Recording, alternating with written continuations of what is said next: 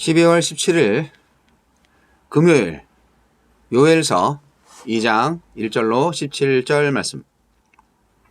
시온에서 나팔을 불며 나의 거룩한 산에서 경고의 소리를 질러 이 땅 주민들로 다 떨게 할지니 이는 여호와의 날이 이르게 됨이니라.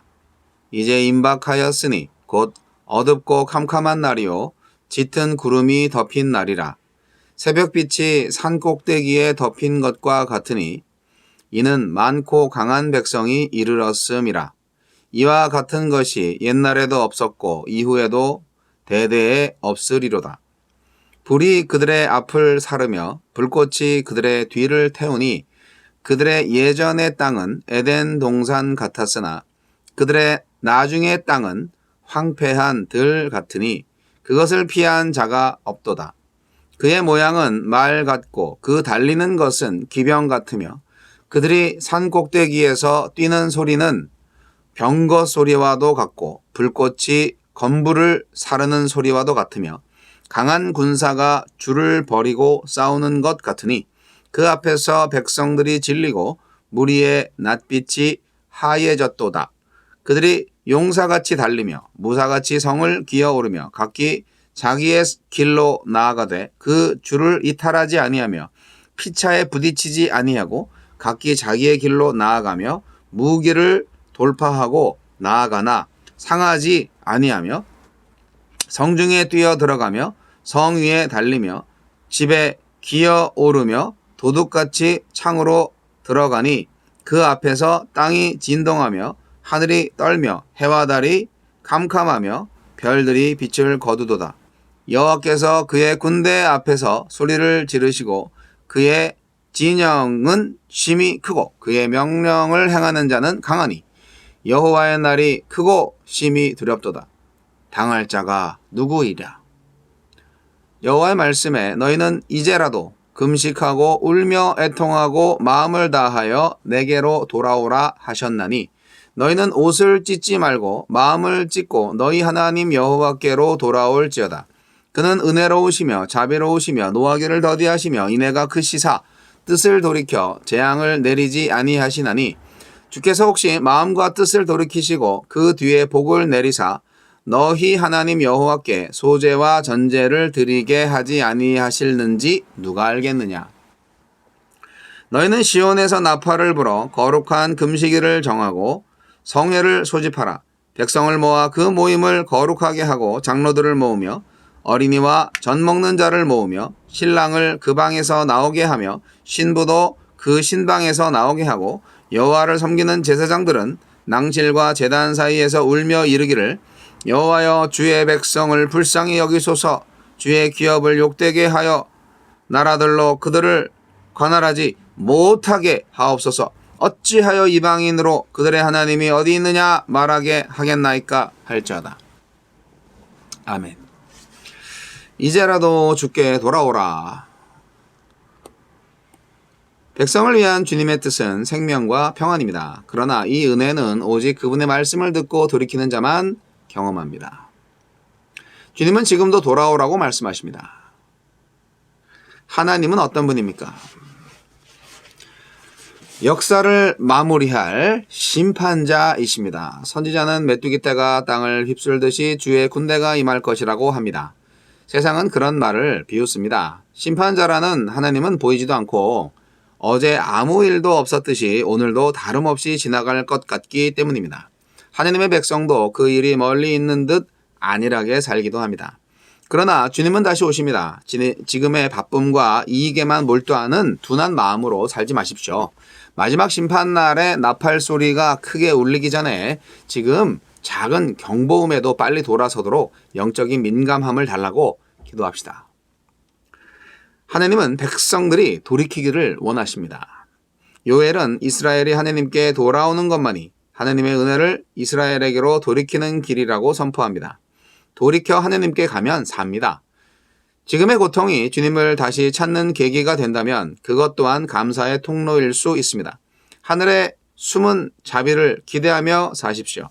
삶과 역사가 끝나기 전에 우리에겐 다시 새롭게의 은혜가 있습니다. 나와 교제를 회복하시고 싶어 내가 돌아서기만을 애타게 기다리시는 분께 어서 속히 돌아갑시다. 우리에게 주시는 교훈은 무엇입니까?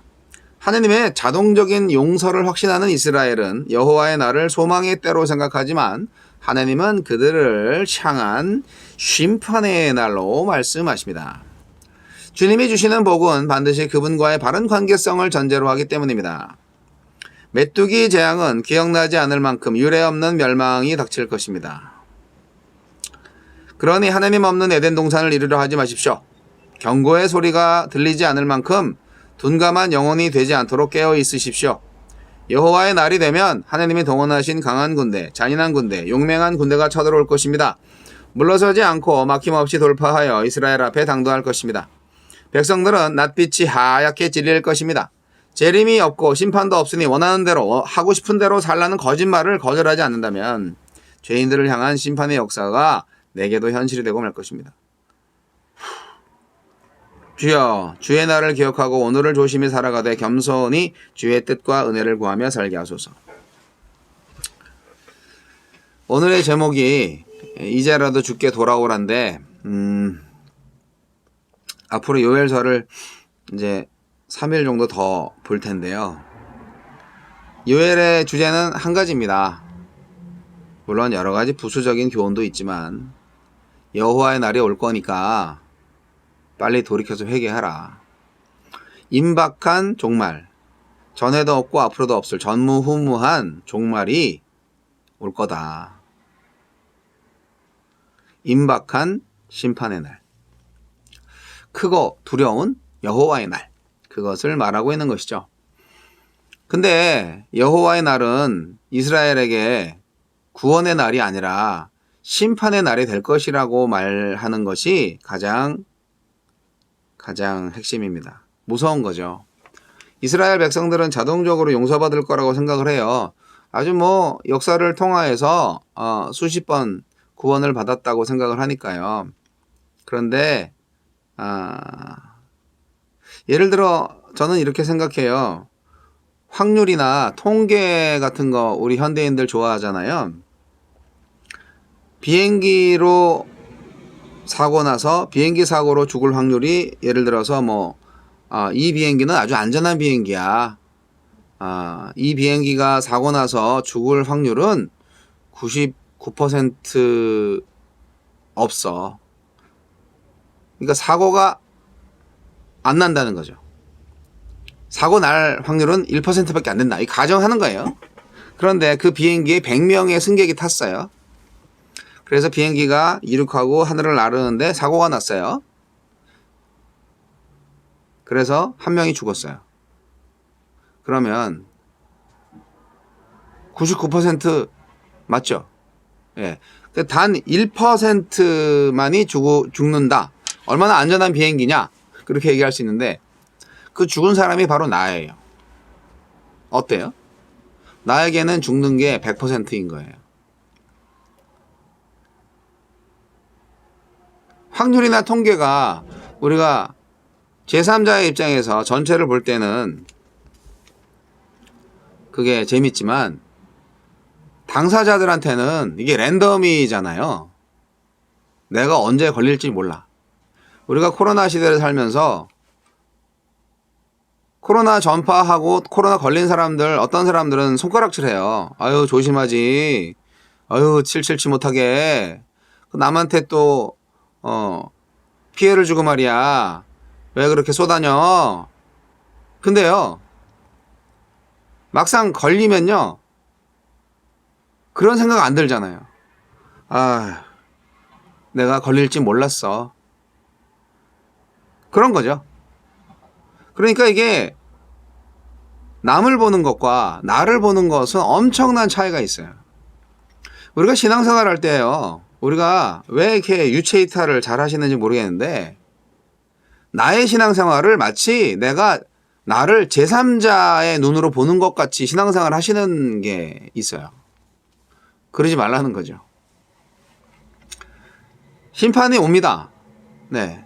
지금 비행기 안에, 사고 나는 비행기 안에 99명의 사람들한테는 죽음이 안 오지만 한 명한테는 죽음이 왔잖아요. 예를 들어서 말씀드리는 거예요. 그러면 그 한 명에게는 그 심판의 예고, 너 비행기 타면 죽을 수도 있어. 그 말이 예언과도 같은 말씀이었잖아요. 자, 어제도 괜찮았고 그저께도 괜찮았어. 오늘도 괜찮고요. 내일도 괜찮을 거야. 그렇게 자신 있게 무조건 말할 수 있냐고요. 요엘서를 보면 무서운 심판을 얘기하고 있는데 또 성경을 보면 예수 안 믿는 사람 하나님 심판 받아서 우리 인류는 다 천국 아니면 지옥으로 갈 텐데 내가 어디로 갈 거냐. 저야 예수 믿으니까 당연히 천국 가겠죠. 뭐 구원의 확신이 있는 것은 감사한 일입니다. 그러나 우리가 구원을 어떻게 이해하느냐. 그냥 죽어서 천국 가는 것만 구원이냐. 그리고 더 중요한 사실, 항상 말씀드리지만 내가 말로 예수 그리스도를 하느님의 아들로 인정하고 나의 구원자임을 인정하고 나의 주인으로 모셔드린다 라고 말하는 것만으로 구원을 받겠냐. 하나님의 그 말이 진짜인지 거짓말인지 판단하시지 않겠냐 하는 것이 저의 주제입니다. 그러니까 우리는 거짓말을 하면 안 되는 건데요. 그렇잖아요. 거짓말은 말이 아니잖아요. 법정에서도 거짓 증거하는 거는 중죄이죠. 예. 그런데 내가 정말 예수님을 나의 주인으로 모셔드렸다는 것을 진짜로 말하고 있는지 거짓말로 말하고 있는지 자기 스스로도 몰라. 이게 오늘날 그리스도인들의 가장 큰 문제 아니에요? 그래서 회개하라! 그러면 저것들이나 회개해야지. 나는 뭐 그냥 그래도 중간은 가잖아? 그렇게 생각할 수 있어요. 그런데 하나님의 기준으로 볼 때 너도 회개해야 돼. 안 그러면 너 심판받아. 내가 너 심판할 거야. 그렇게 하신다면 여러분 지금 가만히 있겠습니까? 하나님의 눈을 가지시고 하나님의 마음을 가지시고 하나님의 기준을 가지셔서 내가 나를 볼 수 있어야 됩니다. 그것은 주관적으로 보셔야 되고요. 하나님의 기준으로 봐야 됩니다. 그래서 저와 여러분에게 하나님의 날은 여지없이 오실 것이고 그리고 그 날을 제대로 준비하기 위해서 우리는 오늘 정말 가슴을 찢고 통회하며 회개하고 하나님께 돌아가야 할지도 모릅니다. 만약 저와 여러분의 신앙이 거짓이라면 가슴에 손을 얹고 양심의 검증을 받으면서 한번 잘 생각해 보세요. 잘 판단해 보세요. 내가 진짜 하나님을 제대로 믿고 있는지, 나의 하나님에 대한 신앙은 거짓인지 참인지. 나를 사랑하는 자는 나의 계명을 지킬 것이니라. 주님 계명이 뭔데요? 서로 사랑하라. 내가 너희를 사랑한 것 같이 너희도 서로 사랑하라. 주님처럼 사랑하면 되나요? 쉽네. 쉬워? 그래, 잘 해봐. 나는 너희를 위해서 십자가에 달려 죽었어. 너도 그렇게 해야지. 네, 바로 그러한 사랑, 십자가의 사랑을 서로 사랑하는 삶으로 보여주는 것, 이것이 오늘날 우리 그리스도인들에게 정말 필요로 하는 삶의 예배가 아닐까 생각합니다. 이제라도 돌아와야 합니다. 요엘 선지자가 말하고 있습니다. 돌아오면 심판이 철회되나요? 그건 보장 못해요. 심판이 오긴 옵니다. 그러나 어쨌든 지금 우리에게 필요한 것은, 여기 요엘서에서 나오는 이 시대에 이스라엘에게 필요한 것은 정말 마음을 찢고 회개하는 건데, 이것이 오늘날 우리에게도 필요할 수 있습니다. 우리 그리스도인들 하나님의 백성이잖아요. 하나님 나라의 백성들이잖아요. 네.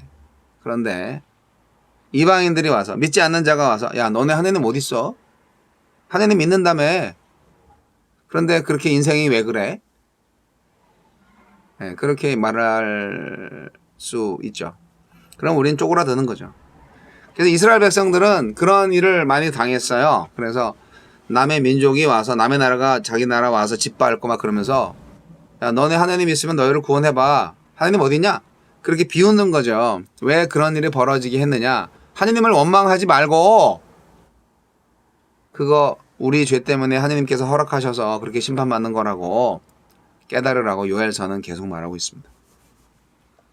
그래서 우리가 지향하는 하나님의 나라는 이방인들, 하나님을 믿지 않는 사람들도 우리를 보면서 하나님 살아계시네. 그렇게 인정하는 나라, 그렇게 믿지 않는 자들이 하나님을 찬양하는 바로 그러한 시대에 살고자 하는 것입니다. 2021년 크리스마스를 일주일 앞두고 있는 이날, 다시 코로나 방역 대책은 한국에서 4인 이상 모이지 말아라.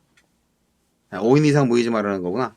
예, 집합을 이제 4인 이하로 줄이고, 없어도 10시까지밖에 안 하고, 이걸 연말까지 계속 한다고 하는데, 그런 거에 위축될 필요 있나요? 우리나라가 참 부자 나라네요. 백신 한 번도 못 맞는 나라도 있는데, 우리는 지금 3차 맞으세요 하면서 막 예약하라고 이 휴대폰으로 문자가 옵니다. 네, 어쨌든 코로나에서 살아남으시는 것도 중요한데요. 하나님의 나라에서 살아남는 게 중요합니다. 심판받지 않고 구원으로 하나님의 나라를 받아들일 수 있는 진실한 믿음의 소유자가 되세요.